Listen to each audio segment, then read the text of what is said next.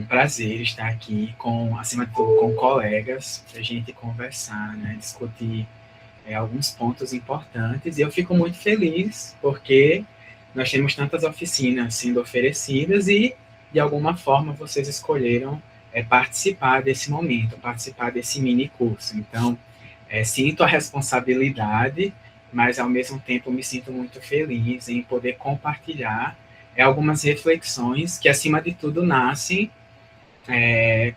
de uma pauta que é muito cara para mim como pessoa, como ser humano e como educador. E daí esse recorte do mini curso, cujo título é Letramento de Gênero e Sexualidade na EJA, né, na Educação de Jovens e Adultos. Estratégias para uma docência inclusiva. Pode passar, Leiliane, por favor. Então, Leiliane já me apresentou um pouco, né? Eu tenho exercido minha atividade como professor, tanto em Natal, é um vínculo recente deste último concurso, e também em São Gonçalo. E minha paixão pela área de linguagem se revela muito na minha trajetória até aqui, ao ponto de fazer a pós-graduação na área de estudos da linguagem e, atualmente, estou no processo de doutoramento também. Pode passar, Lilian. Ao final deste mini curso, né, dessa grande conversa no final, eu quero que você esteja apto a reconhecer as múltiplas expressões de gênero e de sexualidade humanas, refletir sobre relações de linguagem e poder, e implementar, ou ao menos aí incentivar a implementar estratégias de inclusão em sala de aula, principalmente considerando os nossos alunos LGBT que estão cotidianamente conosco nas nossas salas de aula. Pode passar, Lilian. Então, para a gente atingir esses objetivos, nós vamos passar por 3 grandes fases. Primeiro, falar um pouquinho sobre o letramento crítico, né? O que seria esse letramento crítico, principalmente tocando as nuances de gênero e de sexualidade. É uma sessão muito importante porque nessa parte a gente vai tentar compreender muitos conceitos que estão atrelados à diversidade de expressão de gênero e de sexualidade que, para muitas pessoas, causam uma confusão. E, às vezes, só saber disso nos ajuda a mediar muitas questões que podem aparecer não só na sala de aula, mas também no mundo à nossa volta, em contextos diversos. Então, ao discutir sobre isso, depois nós passamos para uma reflexão sobre a linguagem no campo de disputa. Então, pensar como o modo como nós nos comunicamos de alguma forma indica posicionamentos de acolhimento, de afastamento, e isso é extremamente fundamental de ser pensado na sala de aula, porque a gente sabe que, como professores, tudo aquilo que nós falamos, como nós tratamos os nossos estudantes, tem um impacto na aprendizagem, em como esse estudante ele se vê, e por aí vai. E aí, por fim, a gente caminha para fazer análise de algumas práticas de linguagem que ajudam a combater a LGBTfobia no cotidiano escolar. Pode passar, Lívia. Então, para começo de conversa, isso vai servir principalmente para quem está acompanhando este momento pelo computador, mas também dá para alternar pelo celular. Eu queria que a gente, por favor, fizesse que vocês pensassem o seguinte: quais são as 3 primeiras palavras que vêm à mente quando nós falamos sobre gênero e sexualidade? Aí na tela tem um QR Code que vai abrir um site para a formação de uma nuvem de palavras. Então, sem pensar tanto, quais são as 3 primeiras palavras que aparecem aí? Você vai abrir, você vai ler esse QR Code, digitar lá e a gente vai ver qual é a nuvem de palavras que se forma a partir desses nossos conhecimentos prévios ou daquilo que é muito cristalizado na nossa mente ao pensar nessa temática. Vocês podem me ajudar nessa missão? Vamos lá, 2 minutinhos para a gente conseguir fazer isso. E aí, enquanto vocês abrem, eu vou pedir a Leilane só para ela interromper essa reprodução e eu vou colocar aqui para a gente ver a nuvem de palavras se formando.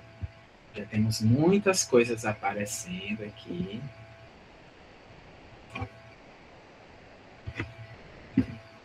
É interessante pensar que a nuvem de palavras, inclusive, a gente consegue perceber que o tamanho da fonte, né, é diferenciado. Isso tem a ver com a força ou a quantidade de vezes que algumas palavras são apresentadas, são incluídas aí a partir da participação de vocês, né? E aí a gente vê que, inclusive, olha que contrastante. A gente tem inclusão como uma palavra muito em destaque, mas ao mesmo tempo a gente tem o preconceito, né? Que outras palavras a gente encontra aqui? Diversidade, liberdade, estereótipos, expressão, né? Expressão vai se unir muito aí com liberdade, marginalização, aceitação. Então, a gente consegue identificar nessa nuvem polos de, como é que eu posso dizer, palavras com um teor mais positivo e um teor mais negativo. O que, de alguma forma, mostra para a gente um grande conceito que é falar de sexualidade, falar de gênero, muitas vezes a gente falar ainda de um assunto que é tabu, a depender do nosso contexto, a depender de como a nossa escola trata determinados assuntos, por aí vai. Né, a gente teve aí algumas alterações na nuvem, né, algumas palavras cresceram, como diversidade e liberdade, e por aí vai. Como palavras positivas, a gente tem liberdade, inclusão, expressão, aceitação, identidade, diversidade, mas a gente também tem como negativo, né? Preconceito, marginalização, estereótipos, né? Que são coisas que a gente tem de buscar dirimir, pelo menos. Às vezes é um pouco utópico a gente achar que isso vai acabar da noite para o dia, mas nós, como professores, temos de fazer a nossa parte para, pelo menos, tentar diminuir essa realidade em todos os contextos e principalmente no nosso ambiente de trabalho. Eu vou parar aqui a apresentação. Muito obrigado por terem participado, gente. E Leiliane vai continuar a exibição dos slides. Então, partindo, né, dessas palavras que a gente encontrou, a gente pode ver, principalmente considerando algumas palavras que têm um teor mais negativo, que a ideia de estereótipo, não é? A ideia de marginalização, muitas vezes aparece, claro, historicamente, pelo modo como as pessoas LGBTs, ou se não são LGBTs, mas quando se enquadra, mesmo num quadro cis e heteronormativo como mulher, historicamente sofrem a partir de algumas forças de opressão. E é por isso que um momento como esse se faz necessário, para que a gente possa desmistificar algumas coisas e melhorar a nossa prática docente e, portanto, melhorar a qualidade de vida dos nossos alunos. Pode passar, Leiliane.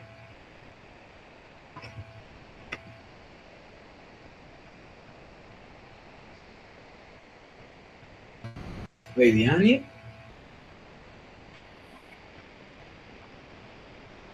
Caiu pelo menos para mim aqui, caiu a exibição. Para mim também, é como se outra pessoa tivesse acessado, mas vamos lá. Ah, tudo bem. Eu posso tentar aqui, eu vou tentar fazer isso.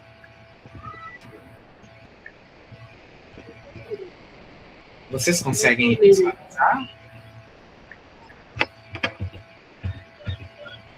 Visualizam bem?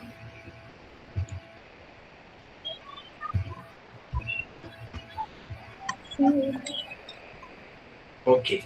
Dá sim para ver. Obrigado, Marcelo. Então, eu vou continuar aqui, tá, pessoal?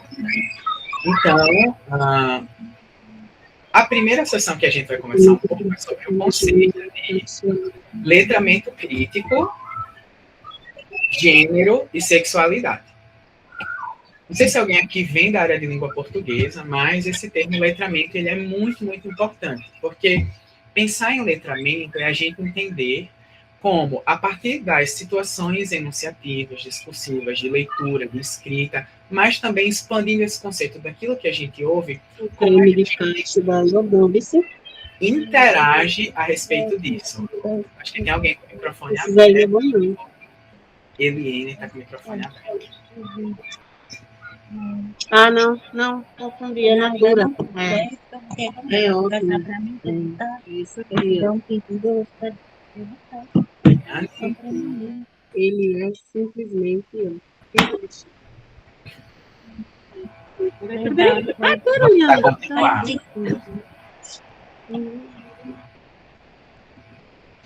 Então, o letramento crítico, segundo Sardinha, ele tem muito a ver com um movimento de reflexão e análise profunda das estruturas sociais, isto é, dos sistemas de significação e das relações de poder.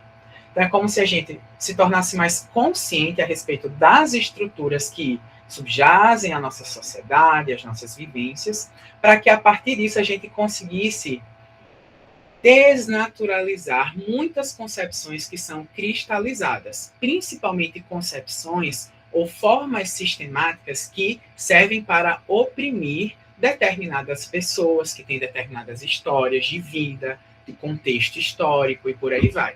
Então, a partir do letramento crítico, você vai além da simples decodificação de símbolos, daquilo que a gente lê, daquilo que a gente ouve, numa busca de desvelar, né, de mostrar processos de normatização e naturalização que fomentam, né, que promovem desigualdades e a exclusão de corpos e identidades não normativos. Então, quando a gente fala aqui de um letramento de gênero e sexualidade, o que é que isso quer dizer?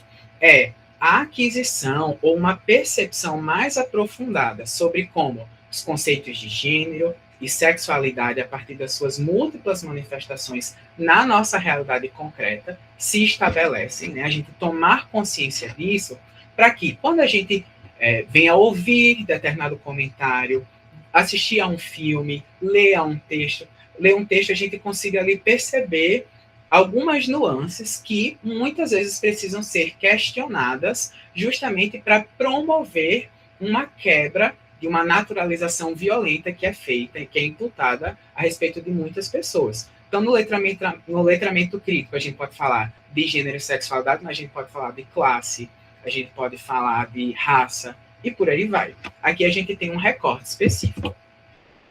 Nesse sentido, o letramento crítico ele vem com uma tríade muito importante, que é as ações que a gente tem de mobilizar, e que, como professores também, a gente tem de promover na nossa própria formação e instigar os nossos alunos que eles também tenham essas posturas. De que? Questionar, analisar e transgredir, se for necessário. Então, quando a gente fala de questionar, isso tem a ver com uma postura de agência diante daquilo que a gente ouve, diante daquilo que a gente lê, né? Então, é assumir um lugar de questionamento sobre os valores e concepções veiculados nas práticas discursivas. Isso vai incluir também as práticas educativas. A partir do momento que a gente questiona, a gente começa a analisar o que é aquilo que a gente está lendo, ouvindo, e nesse caso do recorte que nós estamos fazendo, a respeito de gênero e sexualidade. Então, a gente tem que analisar como, por meio da nossa linguagem em uso, a gente consegue identificar algumas intenções, que elas podem ser pejorativas ou não, e repensar, a partir disso, juízos de valor, compreendendo que o sentido depende sempre, gente, aquilo que a gente fala e as intenções que a gente consegue capturar por meio da linguagem sempre vai depender de quem diz, como diz e por que diz, né? Com que objetivo isso é dito. Então, a partir do momento em que a gente tenta capturar essas nuances, essas intenções por trás daquilo que é dito, e muitas vezes por meio daquilo que não é dito, a gente pode tomar uma postura de transgredir, que é, por meio da análise crítica, e considerando o contexto de pluralidade e de diversidade, a gente conseguir, de alguma forma, tentar romper com determinadas estruturas ou barreiras que trazem algum tipo de violência, né? E a partir disso criar uma leitura de contexto, de uma cena enunciativa daquilo que a gente ouve, daquilo que a gente lê, de uma forma mais ética, de uma forma mais libertadora, de uma forma mais autônoma também. Então, esse é o centro do letramento crítico. Então, que tipos de conceitos a gente pode se instrumentalizar para tentar, a partir do momento que a gente ouvir um novo comentário em sala de aula, que nós, como professores, sabemos que nós ouvimos muito, que tipo de conhecimento a gente pode levar em consideração, se apropriar para tentar receber esse letramento, para tentar, de alguma forma, transgredir ou pelo menos tentar trazer uma nova reflexão a respeito daquilo que é tão naturalizado, não só na nossa sala de aula, né, mas na sociedade de forma geral. Então, para a gente pensar nisso, eu trago aqui um caso possível. E eu confesso que não é um caso tão distante de algumas vivências que eu já tive.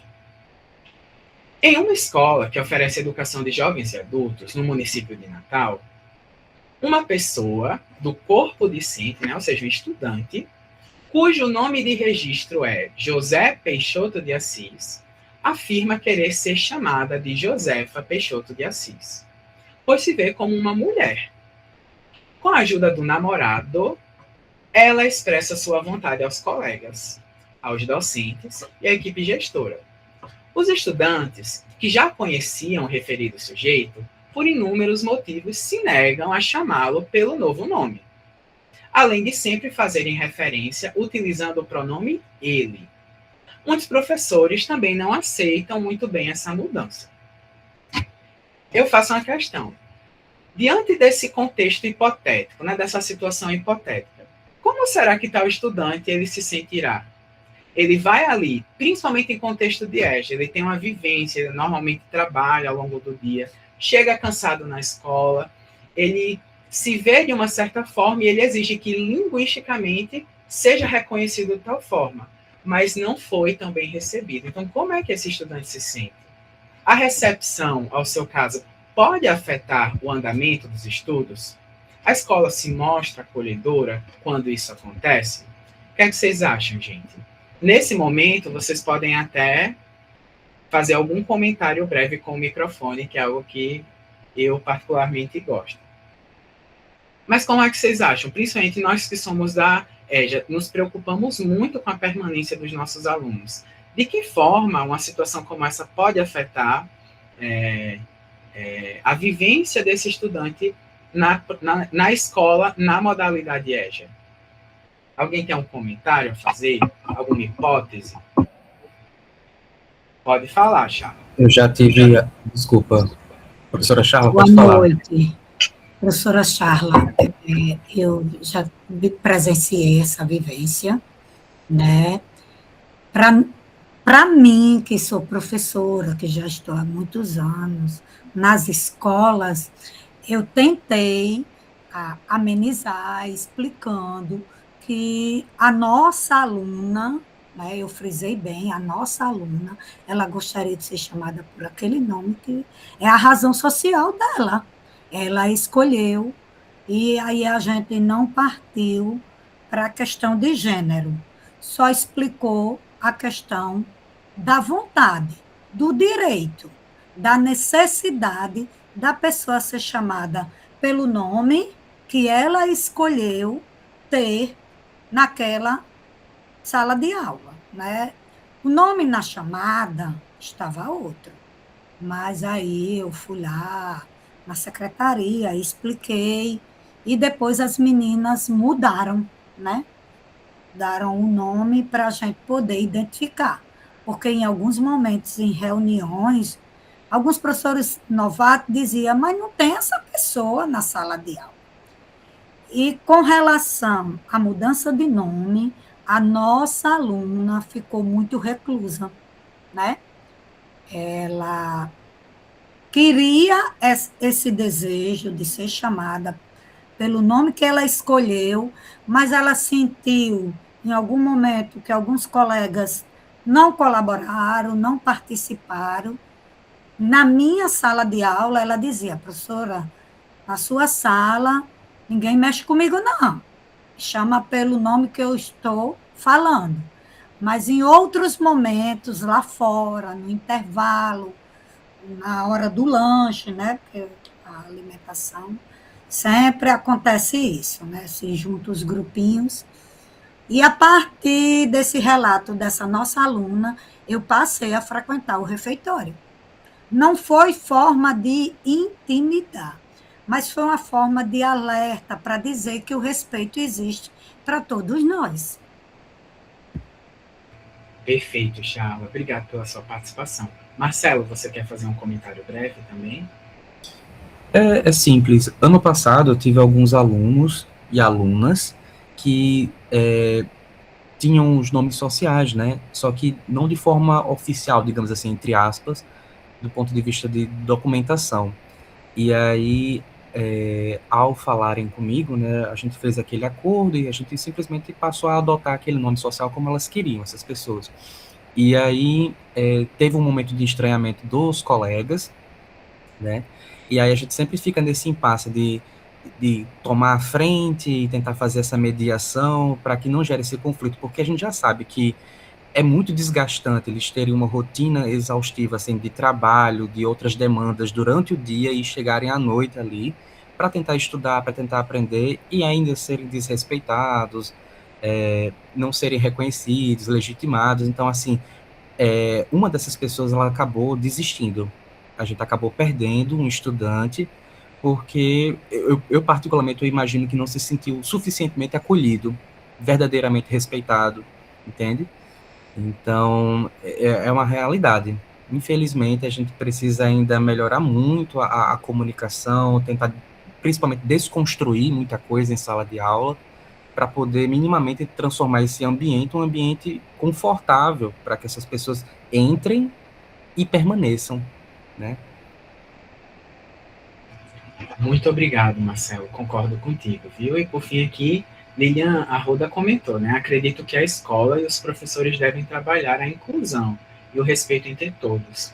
Então, se ela tem o desejo de ser chamada assim, é um direito dela. A inclusão é o melhor acolhimento. Concordo com você também, Lilian. Então, vejam que eu trago aqui uma situação que ela é hipotética, mas que essa situação ela não vem do nada, né? De alguma forma reflete uma realidade muito comum em muitas escolas, e não só aqui em Natal, né, mas de forma generalizada, dado o contexto cultural no nosso país, principalmente quando a gente faz um recorte de transexualidade. Então, às vezes, as coisas elas começam a se desmistificar, principalmente porque às vezes a gente vai encontrar um embate geracional. Então, principalmente a EJA, a gente pode ter um aluno que fez 15 anos e ficou fora de faixa, 16 anos e ficou fora de faixa. Mas eu também posso ter um idoso, uma idosa já 60 a mais que está ali em sala de aula. Então, às vezes a gente tem alguns, eu não vou dizer embates, mas alguns choques geracionais que também tornam a situação ainda mais tensa, né? Então, de alguma forma, a gente ir trabalhando paulatinamente e mais do que isso também, e se instrumentalizando para entender alguns conceitos importantes, é necessário para que essa situação mais tensa ela vá sendo diminuída. Eu estou confuso porque eu estou vendo aqui a tela, e aí tem um caso possível e ao mesmo tempo tem um arco-íris de possibilidades. Você também está reproduzindo, Leiliane? Tiago, eu voltei a reproduzir quando tem Perfeito. Então eu vou cancelar aqui a minha para ficar só a sua, tá certo? Que eu fico mais confortável em apresentar. Isso, por isso que eu retornei. Perfeito, obrigada. Você pode passar, então, esses slides? Ótimo. Então, eu trouxe aqui um títulozinho mais metafórico, né? Um arco-íris de possibilidades. Então, pensar gênero e sexualidade é pensar gêneros e sexualidades, no plural, né? E é importante a gente entender que gênero e orientação sexual são conceitos distintos, caminham muito juntos, porque nós somos seres holísticos e, como seres humanos, nós vamos nos expressar a partir de uma identidade de gênero e também de uma orientação sexual. Mas cada um desses conceitos são muito diversos. Então, qual é a primeira coisa que a gente tem que entender? É muito comum uma compreensão super confusa que era muito recorrente, ainda mais em tempos antigos, né? Quer dizer, tipo assim, mãe, sou gay. Você não é homem, meu filho, quando uma coisa não tem a ver com a outra, não é? Porque algo aí aponta para a orientação sexual e a outra aponta para a identidade de gênero, né? Então, o que é a identidade de gênero? Né? Refere-se a uma convicção íntima de natureza psicológica, não é, e é importante destacar, gente, que não é algo como uma escolha, não é algo que você acorda e, opa, hoje estou assim. Não, mas algo que é realmente entranhado ali na psique e que tem, sim, fatores subjacentes a essas condições, de como o sujeito, como a pessoa se enxerga no sentido de um gênero. Se ele se vê como um homem, se ele se vê como uma mulher. E aqui a gente não está falando de um órgão sexual, por exemplo, mas a gente sabe que ser homem, ser mulher na sociedade implica uma série de comportamentos, atividades laborais, o modo como as pessoas nos enxergam, né? Então, tem a ver com isso, com essa forma de estar no mundo. Já a orientação sexual, né, essa tendência sexual, diz respeito à capacidade que nós, seres humanos, temos de sentir atração emocional, afetiva ou sexual por outros indivíduos. Então, isso tem a ver com que tipo de pessoa eu gosto de me relacionar, por que tipo de pessoa eu me sinto atraído, né? Pode passar, Leiliane. Então, a gente vai destrinchar um pouco esse arco-íris, essa diversidade, considerando primeiro a categoria da identidade de gênero. Então, na identidade de gênero, a gente pode ter duas grandes classificações, que são as pessoas cisgênero e pessoas transgênero, né? O que é a cisgenericidade? É quando a gente tem um pareamento de quando você nasce com um órgão genital específico e você se identifica com o gênero que normalmente é atribuído a esse órgão genital específico.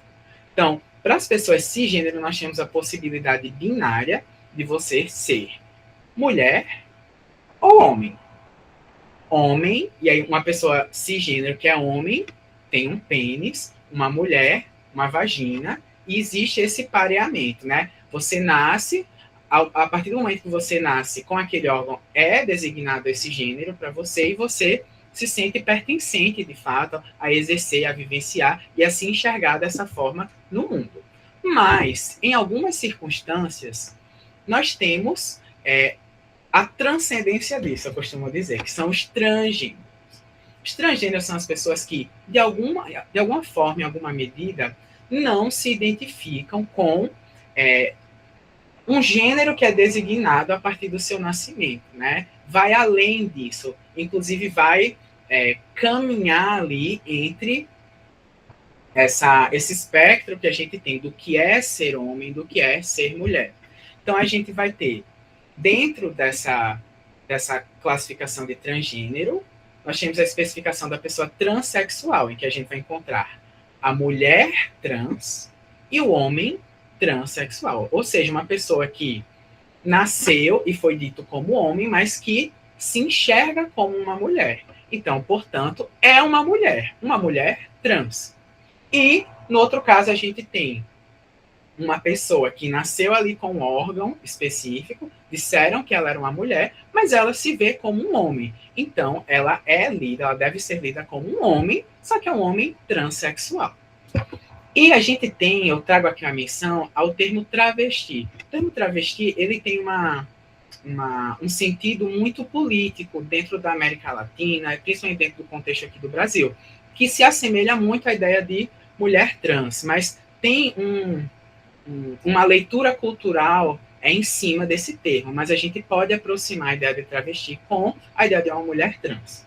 É muito mais, esse termo travesti é muito mais também uma forma de você marcar uma posição política diante dos embates relacionados a questões de gênero. E, além da transexualidade, é muito importante a gente destacar expressões que às vezes ficam esquecidas, como a ideia de que existem pessoas não binárias, de gênero fluido e agênero. Né? As pessoas não binárias, elas não vão se enxergar nem como homem, nem como mulher. É diferente da mulher trans e do homem trans. Pessoa de gênero fluido, né? Esse termo já diz, fluidez. É como se existisse algo ali na experiência em que, em algumas determinadas fases da vida, por N questões, gente, N questões. Isso aí a gente vai se aprofundar, existem inúmeros estudos. Pode se enxergar um pouco numa perspectiva de ser homem, pode se identificar na perspectiva de ser mulher, e a pessoa a gênero, que não se identifica com nenhum tipo de possibilidade alguma sequer de determinação de gênero. E claro que isso traz uma série de implicações de como essa pessoa vai se comportar, como ela vai viver e por aí vai. Então, esse é o desenho quando a gente pensa em identidade de gênero. Agora a gente vai caminhar para as orientações sexuais, que é com que tipo de pessoa eu acabo sentindo a atração. Pode passar, Leila. Então, dentro das orientações sexuais, a gente também tem esse arco-íris de possibilidades, né? A diversidade é o que marca. E aqui eu trouxe algumas, eu digo algumas porque existem, a depender dos estudos que vão sendo estabelecidos, algumas outras classificações vão sendo criadas. Inclusive, muita gente tira onda, né? Porque quando se pensa historicamente na sigla LGBT, primeiro é a GLS, depois é LGBT, depois é LGBTI, LGBTQ+, LGBTQIAPN+. Aí diz, meu Deus, isso é uma confusão, é o quê? Às vezes não é, é realmente uma necessidade de você trazer a representatividade daquilo que é muito, muito diverso, quando a gente olha para além da nossa vivência. Então, na orientação sexual, a gente tem alguns termos muito importantes para identificar essas tendências. Heterossexual, né? Hétero de diferente. Então, quando eu, que sou de um gênero, me sinto atração por alguém do gênero oposto ao meu. Homossexual, que é um termo que vai englobar aí o gay, a lésbica, que é quando homo de igual, né? Uma pessoa de um gênero vai ali sentir a atração por um semelhante a você mesmo, e aí o gay, quando é o pareamento de um homem com outro homem, e lésbica, o pareamento de uma mulher com outra mulher. Temos a bissexualidade, quando esta pessoa tem a tendência a se atrair por ambos os gêneros, tanto por homens como por mulheres. E aí é muito importante destacar que a bissexualidade, ela não significa uma medida de 50% a 50%. Ou seja, a mesma proporção que aquela pessoa se relaciona com um homem, ele necessariamente tem que se relacionar com uma mulher. É algo que muda de pessoa para pessoa, da realidade de cada pessoa. Inclusive, a pessoa não é necessariamente obrigada a já ter, sei lá, namorado com duas pessoas, né, de gêneros distintos para se dizer bissexual, porque o que define isso é justamente a fonte e o direcionamento dessa atração sexual. Nós temos também a pansexualidade, que é pan, né, aquela coisa geral. Quando a atração ela se dá independentemente dos arranjos de gênero ou de expressão de gênero, algumas pessoas brincam, dizendo assim, o pan pega todo mundo. Mas é uma brincadeira isso no sentido de dizer que a pansexualidade ela vai se desprender mais, principalmente de alguns regulamentos relacionados a expressões de gênero e como você se porta no mundo. A gente tem a demissexualidade, que diz respeito a quando algumas pessoas elas se relacionam afetivamente e principalmente sexualmente apenas com as pessoas com quem elas conseguem criar algum tipo de conexão afetiva. E a gente tem a assexualidade, que é quando essa atração sexual, na verdade, ela não se estabelece, né? Então, é uma pessoa que, de alguma forma, não sente determinados desejos relacionados a esse campo da orientação sexual. Normalmente, o conceito de orientação sexual é mais divulgado e conhecido, mas tem se expandido as caixinhas, digamos assim, de como a gente pode compreender essa diversidade das orientações sexuais. Não sei se alguém aqui conheceu outras a partir desse slide, né? Mas normalmente a gente vai identificar o hétero, o homossexual e o bissexual, mas existe uma expansão diante dessas possibilidades. Eliane, você pode passar, por favor. Então, eu trouxe aqui uma imagenzinha que ela está defasada, porque é uma imagem de 2017, mas que ajuda muito, é bem didático para a gente entender 4 grandes categorias quando a gente pensa nesse letramento crítico relacionado a gênero e sexualidade. Então, para revisar, a identidade de gênero é como você pensa a respeito de si, como você se enxerga em termos de gênero. Mulher, transgênero, homem. A orientação afetiva sexual é por quem fisicamente e emocionalmente você se sente atraído, né? Com quem você faz ali um par, de certa forma. Então, você tem o hétero, bissexual, homossexual e aquelas outras possibilidades que eu fiz menção anteriormente.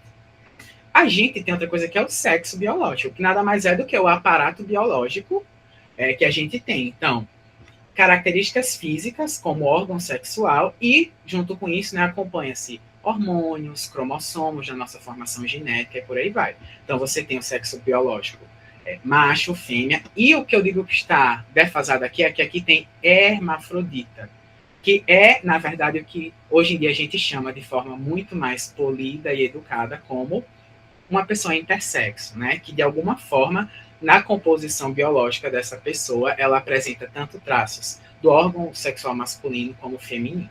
E, por último, a gente tem a expressão de gênero, que é um conceito também muito importante de ser pensado, que é, socialmente, na minha vivência, na minha história, como é que eu me expresso? Né? Como você demonstra o seu gênero através da sua forma de agir, de se vestir, de interagir, por aí vai. Então, algumas pessoas, a gente vai ter aí o feminino, o masculino e o andrógeno, né? Aquela coisa que vai mesclar muito no modo como eu me visto, como eu falo, como eu me importo, como é que eu sou lido socialmente, né? Então, eu acho que um caso bem interessante de se pensar é a figura da Pablo Vittar.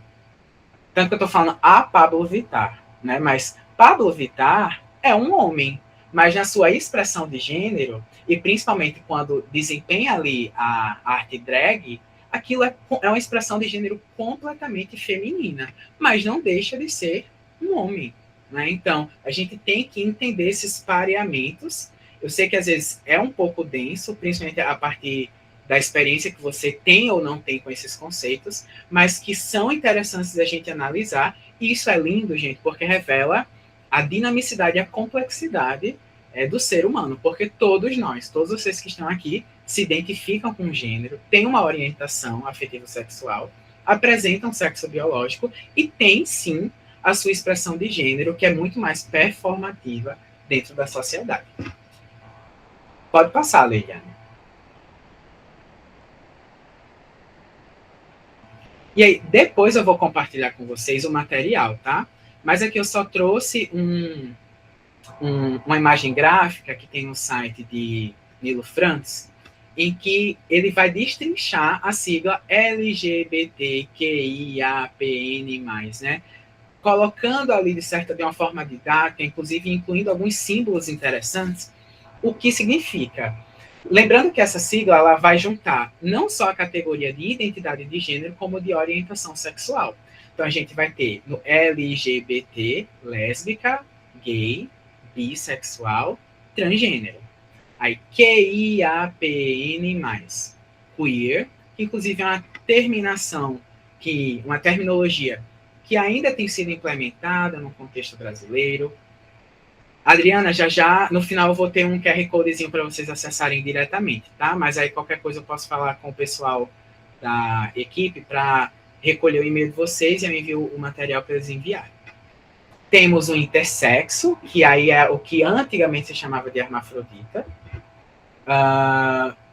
assexual, pansexual e as pessoas não binárias. E aí o mais é justamente essa possibilidade de ampliação, né? De ampliação daquilo que pode se entender dentro dessa gama diversa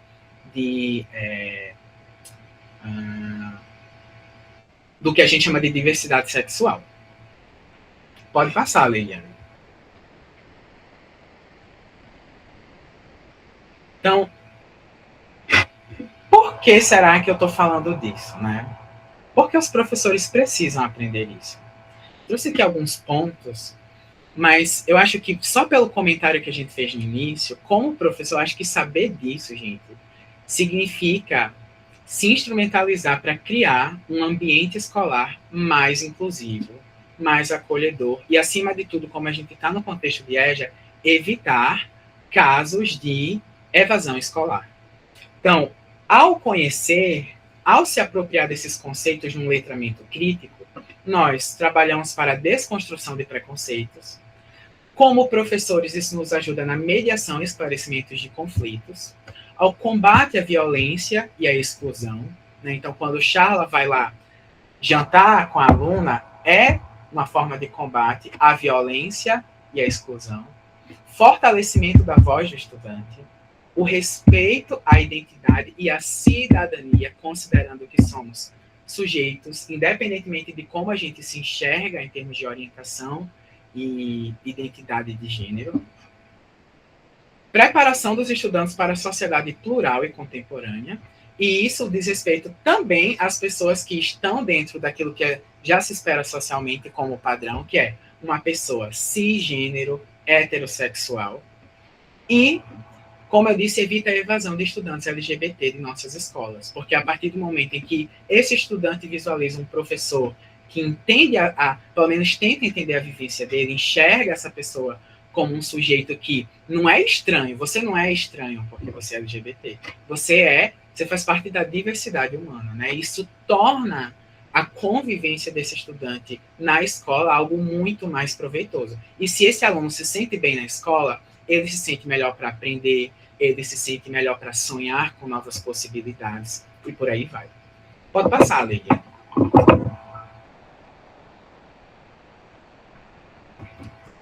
E se instrumentalizar isso também é uma forma da gente tentar combater a LGBTfobia, né? A LGBTfobia vai corresponder justamente a um tipo de aversão que é estrutural, infelizmente, na nossa sociedade, que vai caminhar ali com outros preconceitos estruturais, como o racismo, né? Que muitas vezes a gente diz, não, eu não sou LGBTfóbico. E a gente sabe que no nosso nível de consciência, você realmente jamais pararia ali para ofender alguém. Mas quantas vezes a gente não se torna conivente com algumas situações de LGBTfobia quando a gente simplesmente só se silencia diante de algum caso que está incomodando alguém, que alguém está sendo vítima de algo com uma ofensa, com algo que está sendo dito. Eu digo isso para nós como professores mesmos, né? Quantas vezes a gente não está ali copiando no quadro e os meninos falando alguns absurdos, né? Que faz parte, às vezes, da vivência. Então, a gente tem que abrir os ouvidos e a nossa consciência para tentar mediar algumas situações. Principalmente quando a gente considera que o Brasil ainda é um país em que muitas pessoas LGBT são mortas pelo simples fato de serem LGBT. Né? Então, eu trago essa notícia que é de 2022, mas que revela algo muito alarmante e que a gente sabe que não mudou, e que se diz, né, pela CNN Brasil, uma pessoa LGBTI+, foi morta violentamente a cada 32 horas no Brasil em 2022. Pode passar, Liliane. Então, é importante dizer que essa manchete ela vai trazer à tona a consequência mais grave de um crime de LGBTfobia, que é a morte, mas a LGBTfobia ela não vai só ser definida pela violência física, que a expressão mais grave disso é um assassinato, mas a LGBTfobia ela também vai se dar em nuances, principalmente quando a gente pensa na LGBTfobia recreativa, que é brincadeirinha, entre aspas, tiração de onda com algumas pessoas por causa de algum trejeito, por causa de alguma expressão, então porque essa pessoa tem dançado de uma certa forma, porque assim como às vezes outros adolescentes foi pego beijando uma pessoa semelhante como ela, em todos esses casos, a gente tem também a presença da LGBTfobia. Segundo Coelho e Desidério, a LGBTfobia ela é definida como um medo, uma aversão ou ódio irracional. Então, veja quando a gente está falando aqui irracional, não é só quando a gente tem, não é só um ódio consciente, mas algo que está ali enraizado por causa da nossa formação. Contra pessoas que manifestam orientações sexuais ou identidades de gênero que divergem, ou seja, que são diferentes dos padrões. E qual é o padrão? É você ser cis e heterossexual. Então, tudo que vai divergir disso acaba entrando como alvo ou como desconfiança de alguma coisa, e a pessoa tende a sofrer muito, né, ser violência disso ao longo da sua formação.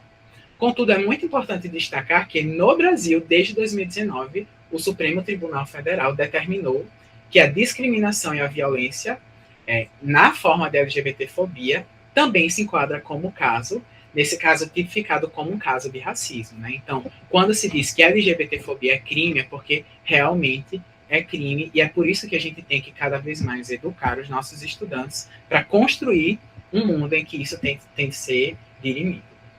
Pode passar, por favor, Leiliane. Então, Pensar a LGBTfobia é entender que ela existe num contexto geral, mas que também se manifesta nas escolas. E aqui a gente tem um recorte da EJA, mas isso também é muito grave, gente, quando acredito que muitos de vocês também devam atuar no ensino regular, com as idades regulares, né? E na escola, a LGBTfobia é extremamente presente, junto com o racismo também. Então, aqui eu trago um dado que foi veiculado na Agência Brasil, mas que vem da Pesquisa Nacional sobre o Bullying no Ambiente Educacional. É um dado de 2025. E se diz que 9 em cada 10 estudantes LGBTI+, sofreram agressão verbal na escola. E essa agressão verbal ela vem muitas vezes disfarçada de uma LGBTfobia recreativa. Então, quando você chama alguém de bicha, viado, sapatão, traveco, todas essas palavras elas são fortes o suficientes para funcionar como uma agressão simbólica para uma determinada pessoa. Porque a gente tem que lembrar lá daquilo que a gente viu no conceito de letramento crítico, que a nuance ou significado e a intenção que a gente consegue recuperar por meio da linguagem, ela flui a partir de quem fala, em que contexto é dito e com que intenção. Então, a gente sabe que em muitos contextos, alguém que fala viado, na verdade, é para ofender aquela pessoa, né? Eu lembro que nesse período de férias recente, só um comentário breve, eu estava numa piscina em um condomínio e havia um grupo de crianças que deviam ter ali de 9 a 11 anos e tinham 2 piscinas, uma do lado da outra. Eu estava numa que era mais funda e eles ficavam alternando de uma para outra. E o que fazia eles alternarem é que eles faziam meio que uma aposta. Eles diziam assim, quem chegar por último, eram só meninos, quem chegar por último é viado. E aí eles corriam desesperados, porque a última coisa que eles queriam ser era viado. E as mães próximas, ouvindo tudo aquilo, né? Então, esse tipo de LGBTfobia recreativa, ela é algo que está estruturado e que a gente tem que realmente abrir os nossos olhos, compreender a situação para combater isso, certo? Então, outra forma também silenciosa de violência, gente, além daquilo que as pessoas falam, é justamente o oposto. É quando a gente ouve e a gente não fala nada de volta. Eu não estou falando da vítima revidar o que foi dito, mas quando a vítima muitas vezes vai recorrer à equipe, muitas vezes ao professor, a uma equipe gestora, ou numa esfera mais ampla, a uma denúncia policial, e essa pessoa ela não é ouvida, né? Vem da parte institucional que deveria acolher a vítima um silenciamento, né? Isso começa principalmente conosco que somos professores, né? Mais uma vez, repetindo aquela cena, quando a gente está copiando no quadro e a gente começa a ouvir alguns absurdos que claramente são violentos. Eu sei que às vezes a gente está tão cansado que a gente só quer ali, tipo, respira, vai. Mas é muito importante a gente ter esse ouvido atento e um coração muito empático e justiceiro para a gente combater, de fato, essas formas de violência. Pode passar, Liliane, por favor. Então, depois dessas informações, né, sobre a possibilidade de expressões de gênero, de expressões de orientação sexual, pensando no caso de Josefa Peixoto de Assis, que tem lá no nome de registro José Peixoto, que tem um namorado, a Josefa tem um namorado, como é que a gente pode, a partir do que a gente estudou agora, conversamos agora, como podemos explicar sua condição de identidade de gênero e de orientação sexual? Josefa é o quê, gente? É um homem? É uma mulher? É cis? É trans? É hétero? É lésbica? É o quê? O que é que vocês acham? Sem medo de errar, a gente tá aqui conversando, né? Se instrumentalizando, estudando. Alguém consegue identificar qual seria a condição de Josefa na parte da identidade de gênero e na orientação sexual? Ela é uma mulher trans, né? Uhum. E quanto à orientação, eu acho que ela seria hétero, porque ela tem namorado. Exatamente. E também outro rapaz comentou aqui, né? Deixa eu ver se eu consigo abrir. Chega, meu Deus, cadê o chat? Enfim, um colega comentou, eu não consegui abrir aqui o chat. Mas ele também colocou a mesma coisa que você, Marcelo. É uma mulher trans, né? Então ela está ali na transexualidade, uma mulher trans. E como é mulher, ela tem uma atração por homens, né? É uma mulher trans que se relaciona com um homem, então ela é heterossexual. Vejam como é interessante a gente pensar que a orientação de gênero é uma coisa, ou a identidade de gênero é uma coisa e a orientação sexual é outra, mas são conceitos que se abraçam, se interligam, né? A gente faz meio que um cálculo mental para entender como isso funciona. Obrigado, rapazes. Pode passar, Leiliane. Só um detalhe, foi o Henrique Fagundes que colocou mulher trans hetero. Muito obrigado. Valeu, Henrique. E tá aí, né? Mulher trans em um relacionamento heterossexual. Pode passar.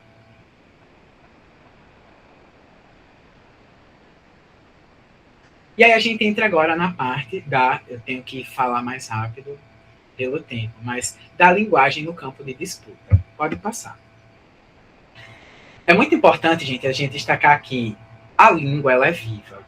E talvez alguns de vocês já tenham escutado isso diversas vezes. Mas quando eu falo que a língua é viva, ela é viva mesmo, no sentido de que ela passa por variações, por mudanças. E aquilo que é dito em determinados contextos tem efeitos diversos, né? Aquilo que a gente fala... Existe uma teoria que vai falar de atos de fala. Com a fala, a gente consegue fazer coisas. Eu consigo afirmar, perguntar, mas eu consigo ofender, acolher. O que a gente fala, o que sai da nossa boca é muito poderoso. E é por isso que existem disputas de poder relacionadas à linguagem. Então, já já eu vou só tocar num ponto que tem a ver no que foi muito polêmico, ainda é muito polêmico, que as pessoas chamam de linguagem neutra. Por que será que existem leis, né, realmente leis, que se levantam contra uma coisa? Querendo tirar, eu não quero colocar juízo de valor, mas se existe uma lei é porque a gente tem uma briga de poderes, de interesses relacionados a isso. Então, o modo como a gente fala, tudo aquilo que a gente diz, está relacionado às esferas de poder. Então, a relação entre língua, linguagem e poder, ela é intrínseca, pois a linguagem ela não é neutra. Ela é uma ferramenta fundamental que permite configurar o mundo, organizar a realidade e expressar uma determinada ordem valorativa, ou seja, expressar um juízo de valor. Pode passar, Leiliane, por favor. Então, no campo da sexualidade de gênero, isso também se faz presente, né? Então, quando eu tenho, no caso do exemplo que a gente está vendo, uma aluna trans e eu me recuso a chamar de ela, isso mostra ali uma recusa que está relacionada a como a minha linguagem, a como eu uso a minha linguagem, pode ter um impacto em cima do outro. Então, o uso de termos pejorativos, piadas, insultos, o nosso silenciamento, a nossa recusa em chamar aquela pessoa por um nome social ou por um pronome que ela se sente confortável, visa também uma relação de poder. Funciona como um rótulo e um mecanismo de controle, visando manter determinados grupos em posições subalternas. Pode passar, Liliane. E é daí que surge muito um debate, e que isso também já surgiu muito na esfera jornalística, da ideia de linguagem inclusiva, que são algumas estratégias que a gente pode ter, a depender do contexto em que a gente está, para utilizar algumas expressões que tentem marcar menos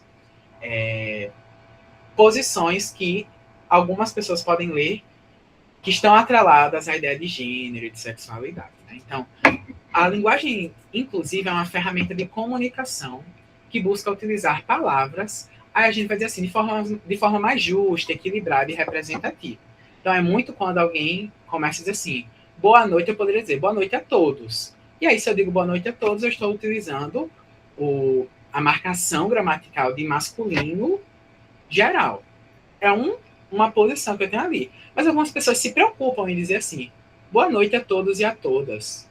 Porque, nesse caso, é como se partisse de uma compreensão de tenham homens e mulheres aqui. A gente sabe que aquele masculino generalista, ele, de alguma forma, já engloba essas pessoas. Mas, em termos pragmáticos, algumas pessoas gostam de marcar isso. E essa é uma estratégia, por exemplo, daquilo que a gente inclui como linguagem inclusiva. Então, não é que isso é uma lei, mas às vezes é importante a gente perceber que se utilizar uma linguagem inclusiva é importante para o meu estudante, por que eu não vou utilizar com ele? Por que eu não vou respeitar essa vontade? Então, a gente tem algumas estratégias para utilizar essa linguagem inclusiva quando nos é solicitado ou quando a gente quer, por livre e espontânea vontade, utilizá-los. Leiliane, passa para a gente ver alguma dessas estratégias. Então, a gente tem o caso da neutralização. O que é essa neutralização? É a gente buscar alguns recursos que evitem a tendência para a gente ler algo e já conceptualizá-la como uma indicação de gênero. Então, por exemplo, somos professores. Quem nunca, às vezes, isso é muita experiência das meninas. Eu tenho muitas amigas e elas falam que elas se sentiam as rebeldes quando vinha a prova na cabeçalho e tinha assim, aluno e o azinho depois. Elas passavam o corretivo e colocavam aluna e o ozinho depois. Elas se sentiam as revolucionárias e para elas, mesmo sendo crianças, adolescentes, aquilo era algo relevante. Então, o que eu quero dizer, dentro de uma percepção popular, isso é relevante para algumas pessoas. Então, uma neutralização é você tirar aluno e colocar assim, estudante. 2 pontinhos, e a pessoa vai preencher. Porque estudante é meio que uma forma mais neutralizada quando existe uma marcação gramatical de gênero, que existe uma coincidência, um pareamento com uma indicação de sexo biológico no mundo biofísico e social. Né? Então, é uma estratégia. Né? Então, você dizer assim, o interessado falou, a pessoa interessada falou. Né? Então, não sei se é um homem ou uma mulher. Em alguns contextos, isso faz sentido. E é um mecanismo que a gente pode utilizar de linguagem inclusiva. Também nós temos aquele caso que eu já dei, da especificação explícita. Então, você pode falar uma coisa marcando masculino e feminino, quando isso faz referência a uma figura de pessoa masculina e feminina. Então, você falar, bem-vindo, funcionários e funcionárias, né? É uma forma também que muitas pessoas se sentem incluídas a partir dessas expressões. E a inclusão de identidades não binárias, caso haja demanda. Por que eu coloquei isso? Porque isso aqui, gente, é a maior polêmica. A gente não vai ter tempo de se delongar nisso, mas pessoas não binárias existem, e além delas existirem, algumas pessoas não binárias gostam sim e acham sim que é uma pauta interessante existir uma marca linguística por meio da qual ela se sinta representada. Então, como professor, será que a gente não pode, pelo menos, buscar informações para tentar conhecer isso e dialogar com esse estudante e tentar entender qual é essa demanda? Então, às vezes, a inclusão de marcas linguísticas para acolher essas identidades não binárias, caso haja uma demanda dessa pessoa, é interessante para colocar na linguagem inclusiva. Pode passar, Leiliane. Então, tem uma pergunta muito popular que às vezes dá até uns memes. Não sei se vocês estão na minha bolha para ver os memes que eu vejo, né? Mas o pessoal diz assim, qual é o seu pronome? Aí o povo diz, Corinthians. Qual é o seu pronome? Sei lá, eu tenho tantos. Aí diz o sobrenome, não o que é um pronome ao certo, né? Como se tivessem faltado algumas aulas de português ali. E aí, às vezes, quais são os seus pronomes? Aí fica com a cara da Nazaré Tedesco, tentando entender o que é que está sendo dito. Pode passar, Lênia. Mas pronomes, principalmente quando a gente pensa nos pronomes pessoais, nada mais são do que proformas, né? Formas da nossa língua que a gente tem para codificar quem fala, com quem fala, de quem fala. Né? Então, a gente tem, para marcar no português, os pronomes pessoais do caso reto. Para marcar quem fala, o eu, que é do singular, e o nós, plural. De quem se fala, ou com quem se fala, a gente tem tu, vós, que cai em desuso, e o você, vocês.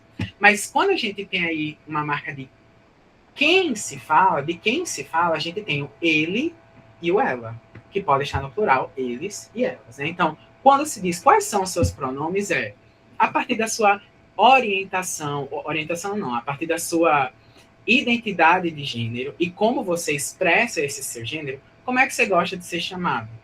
Isso é muito importante. Então, se você é uma mulher trans, qual é o pronome que você quer aplicar? A gente naturalmente vai associar, que é ela. Ela se vê como uma mulher, então o pronome dela é ela, dela.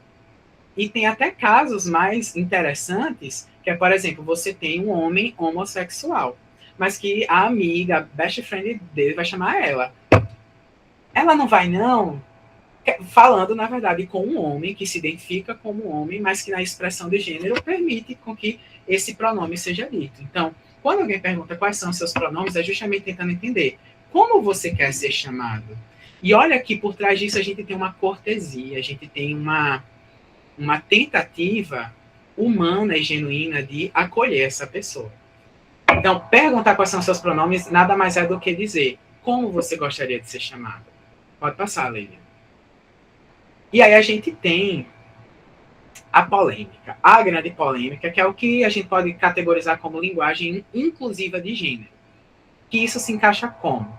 Quando uma marcação morfológica faz referência, ou seja, um pedacinho da palavra vai fazer referência a um ser humano, a uma entidade que tem uma característica semântica de ser humano, né? Então, você tem menino, menina, e aí o pessoal tira onda, né? Vai dizer menine.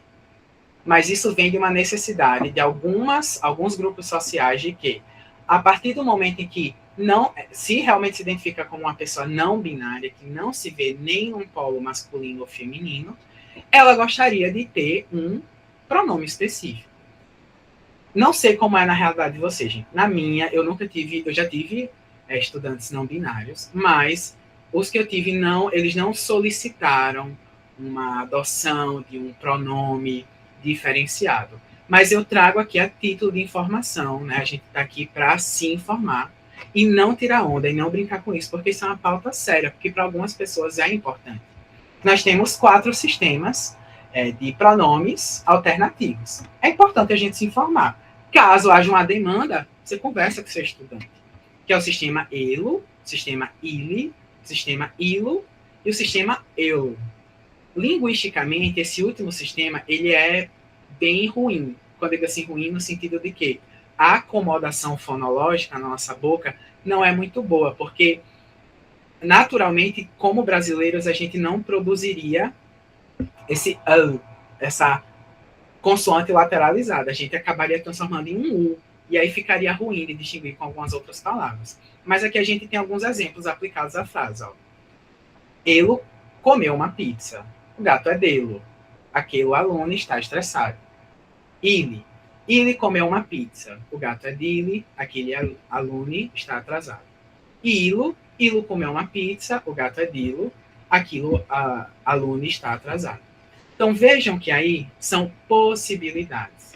Estou trazendo aqui, gente, como conhecimento de mundo. Eu acho que é muito importante a gente saber que essas possibilidades existem. Caso haja uma demanda, você conversa com seu estudante. Inclusive até para dizer, você acha que é realmente necessário isso? Você vai ver, né? Eu acho que isso é muito um ponto delicado, mas que como ministrante eu acho legal de a gente trazer aqui. E como linguista, acima de tudo, eu tenho um respeito muito grande por tudo aquilo que é vivo e diverso na nossa língua. Então, trato isso com muito respeito mesmo.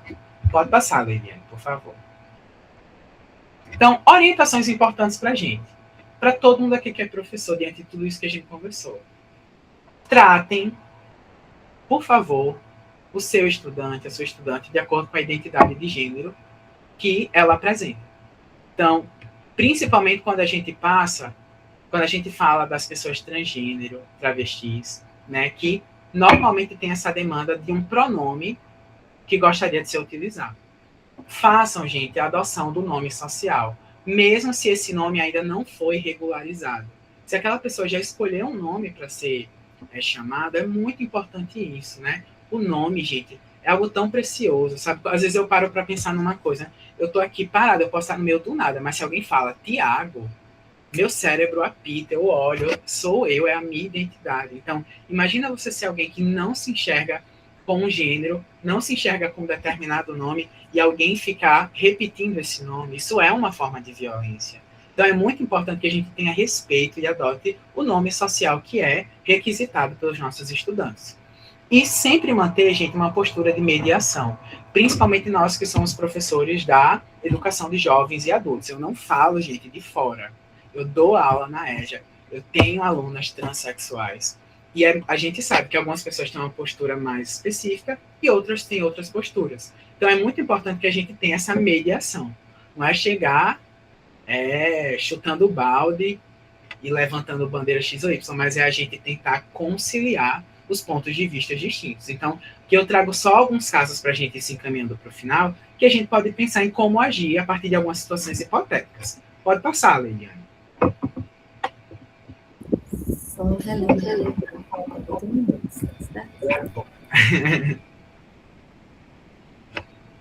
Pode passar essa, a gente deixa para depois. Para o pessoal consultar o material depois. Pode passar. Então, estratégias para mediar conflitos discursivos sobre gênero e sexualidade. Pode passar. Primeira coisa que a gente tem que pensar, e eu já disse em algum momento, silêncio docente ou silêncio da gestão escolar diante de agressões físicas ou simbólicas também é um posicionamento político. Também é algo como uma falta de ética. Então, nós não podemos tolerar ou deixar que violências se naturalizem por causa dos nossos silêncios, né? A gente se torna tão violento quanto quem está praticando ativamente ali aquela ação. Pode passar, Lili. Então, o que é que a gente tem que fazer? Quais são as estratégias? Eu chamo o método dos 3 R's. Reconhecer, ou seja, você vai reconhecer que aquela situação desconfortável, provavelmente violenta, aconteceu. A gente tem de responsabilizar quem realizou isso e reeducar. Isso parece meio agressivo, mas não é. Quando a gente diz reconhecer, você está copiando no quadro. O aluno falou uma coisa desagradável, termine de copiar, mas depois dê um jeito de introduzir aquela explicação para que a pessoa entenda e aí ela sinta que realmente aquilo não foi de bom tom e ela vai se sentir responsabilizada. E a partir disso, o que é que a gente tem que fazer? Mudar a direção, entender, reeducar para que aquela pessoa entenda por que aquilo que foi dito, que muitas vezes só sai como uma brincadeira, né, entre aspas, na verdade pode ser algo ofensivo. Então, reconhecer, responsabilizar e reeducar. Pode passar, Liliane. Então, vamos pensar assim. Ó. O que fazer quando o professor recebe um aluno novo, cuja expressão de gênero, então, as roupas, a voz, tem uma voz meio fina, tem uns trejeitos, cabelo um pouco maior, não deixa muito claro para o olhar do professor se deve usar masculino ou feminino. Você fica, eita. O professor fica travado, com medo. Não sei se a pessoa é ele ou ela. Tenho medo de falar, isso é ofensivo. O que será que a gente pode fazer? Rapidamente, alguém tem uma sugestão? É bem simples. Você vai ficar calado? Eu já fiquei em dúvida com alguns, aí só cheguei e perguntei, olá, tudo bem? Como é que você se chama? Aí a pessoa disse lá, eu posso chamar você assim? Então, aí a pessoa disse sim. Perfeito. Às vezes a gente fica tão assim, com medo, quando a real chama ali no cantinho, quando no cantinho é privado e diz, opa, tudo bom? Você cumprimenta o seu estudante, qual o seu nome? Aí vai dizer o nome. Você prefere se chamar de ele ou ela? E a pessoa vai responder. Isso vai ser tão significativo para essa pessoa? Pode passar. Olha que coisa simples, gente. Mas é tão simples que às vezes a gente esquece, né? Então, o que fazer? A abordagem mais respeitosa é perguntar de forma direta e privada. Olá, estudante. Como você prefere que eu te chame? E quais pronomes você utiliza? Né? Por mais que às vezes esse nome não esteja regularizado. Pode passar, Leiliane, por favor. Durante uma atividade em grupo, um aluno mais velho ou conservador se recusa a tratar uma colega trans pelo nome social ou pronome feminino, dizendo ao professor, professor, não vou chamar ele de ela, meus valores não permitem. Para mim, é homem. Essa daí é tensa. Essa daí é tensa. Alguém pensa, assim, talvez em como, com cuidado, a gente poderia falar num contexto como esse? Eu acho que não existe uma única resposta, mas eu trago uma sugestão para a gente. Pode dar um cliquezinho aí, Leide? Que a sugestão é, muitas vezes, a gente ter que demarcar que nós temos ambientes e ambientes, pessoal. É aquilo que a gente fala, na nossa casa nós somos reis, e nós temos as nossas regras, o nosso modo de se comportar e de agir, de pensar. Mas a escola sempre será um ambiente de pluralidade. Então, uma solução pedagógica é justamente trazer para o contexto da sala de aula a diferenciação daquilo que é um valor pessoal da conduta escolar. Então, aquilo que é seu e aquilo que é como você tem que tratar o outro e se comportar num ambiente laico, num ambiente democrático, num ambiente diverso. Então, dê mais um cliquezinho, Leiviane. Então, às vezes a gente pode chegar nesse aluno e dizer algo como: seu João, eu entendo que o senhor tem suas crenças e eu as respeito, mas dentro desta sala de aula, nossa regra de convivência é o respeito à identidade que a colega apresenta. Assim como eu exijo que todos respeitem o senhor precisa usar o nome e o pronome que ela solicitou. É uma questão de ética escolar e direito legal. Se uma conversa como essa não ajuda, aí a gente tem que o quê? Responsabilizar. É por isso que nós precisamos também, e vamos aproveitar essa época de começo de ano, revisar os nossos regulamentos, as nossas escolas, para a gente começar a incluir casos em que a gente tem que saber o que fazer com casos de violência, né? Por mais que às vezes eles sejam simbólicos. E por último, pode passar ali, Eliane. O professor quer respeitar o aluno, mas a lista de chamada oficial e o sistema virtual, eu trouxe aqui o E-Cidade para a gente, né, que é o nosso, ainda trazem um nome de batismo, que muitas pessoas chamam de nome morto. Né? Ou seja, vamos imaginar que é um homem trans, aí está lá o nome de uma mulher. Mas o professor meio que se sente de mãos atadas. Então, a fala do professor: no sistema ainda está o nome de registro. O que eu faço para não expor o aluno? E aí, gente, pode clicar, Leliane. Eu acho que é o seguinte. No sistema ainda está o nome. Mas, pessoal, sendo muito empático, o que é que custa a gente exercer o que eu chamei aqui de hospitalidade linguística? É uma pessoa que está diante de você, que tem sentimentos, que tem uma história. Se aquela pessoa quer receber aquele nome, por mais que não esteja na lista, no seu papelzinho ali impresso, puxa com a canetinha e anota o nome que ela quer ser chamada. E sempre quando você for fazer a chamada, chegou ali Emily, mas ele agora é Hélio. Aí você lê, Hélio Peixoto de Assis. E aquilo vai fazer toda a diferença para aquele estudante. Então vejam que são situações que podem ser recorrentes e as soluções não são de outro mundo, né? Mas muitas vezes, infelizmente eu tenho que dizer isso, falta um pouco de compreensão, até mesmo da parte docente, né? Então, que esse minicurso seja um chamado para a gente se conscientizar, mas também conscientizar os nossos colegas em situações comuns a essas. Passa bem rapidinho, Leiliane, eu sei que estourou, né? Nem estourou, pode ir passando, pode passar, vai para vocês, às vezes, como a gente pode substituir algumas expressões, passa mais uma vez.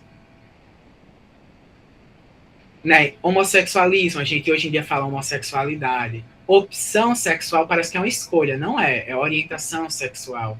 Mudança de sexo, como se só fosse uma coisinha ali que a pessoa decide. Não. Redesignação, readequação de sexo e gênero. Hermafrodita não é mais, é intersexo. Assexuado, não. Assexual, assim como homossexual, bissexual e por aí vai.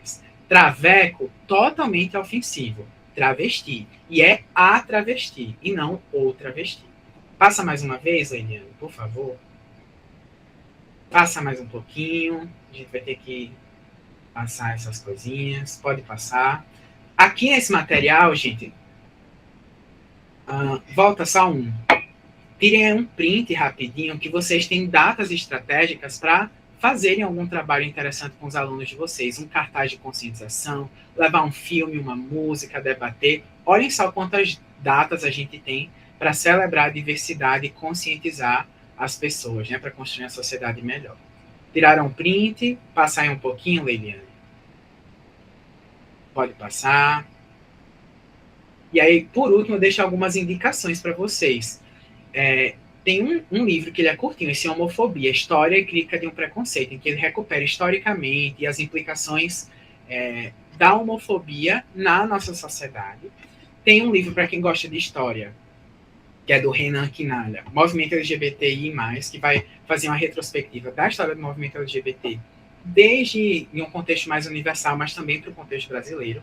Para nós que somos professores, esse excelente livro, LGBTfobia na escola, possibilidades para o enfrentamento da violência. E para quem gosta de polêmica e pensar sobre polêmica, tem esse livrinho aqui, que acho que não está nem, fazer que nem aquelas blogueiras, não está focando, mas é Linguagem Neutra.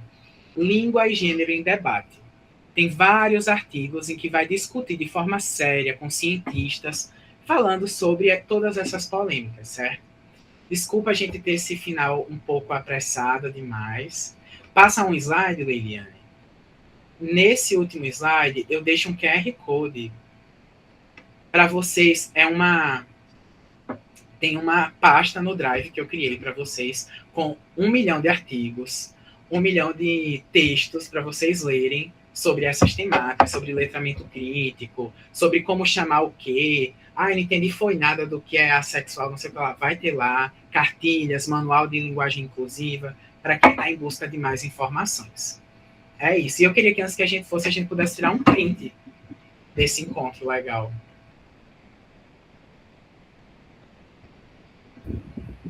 Quem puder abrir as câmeras para tirarmos o print, eu agradeço. Se puder até parar de reproduzir, que aí fica só a gente. Ou então deixa aquele slide inicial para marcar o que é. Marcelo comentou, escolha sexual, eu sei que já caiu por terra. Mas se pode falar condição, eu acho que sim. Condição, na verdade, é um termo muito guarda-chuva para, inclusive, para quando a gente vai falar de deficiências e muitas coisas, né? Alessandro, Leandro, quer comentar algo? Isso, professor, boa noite à sala. Eu queria mais ou menos, eu queria sua opinião sobre um ponto. Por exemplo, a gente, né, aborda essas discussões sobre letramento, sexualidade, essas questões da comunidade LGBT. Quando eu entrei na faculdade, isso em 2019, eu lembro que umas discussões no refeitório, eu falava sobre a questão da visibilidade trans, já naquela época.